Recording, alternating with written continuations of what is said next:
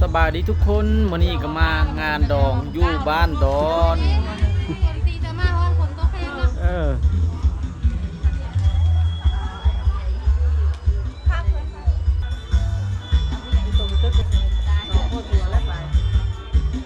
ไปเลยอยู่คนเลยครบเดียวคนนี้คนทำมันก่อนไปนะย่างไปตึกจะทนด้วยอ้วนจะได้นะพันเขาล่อเลยได้จะปลาใหญ่เขาตึกมันเล่าได้ปลาน้อยนั่นนะน้องนี่นั่นไงเขาเลยบอก เอาสบายดีเด้อ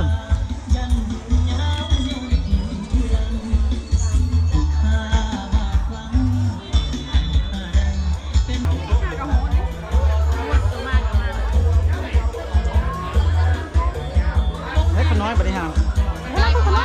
มันมีหนังของเรา เห็นป่ะ เห็น งามป่ะ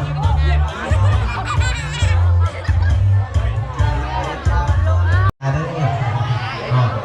จจะว่าเป็นสิเอาจะของเข้าซ้อนเลยเด้อจะพากันสิเป็นยังไงนั่นเด้อจะสอน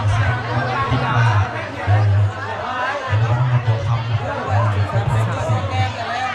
การแสดงนะครับพวกเราคือสาวคือ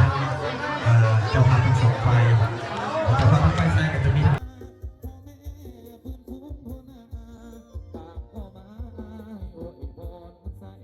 โยยัดสิเจ้าสิไปละ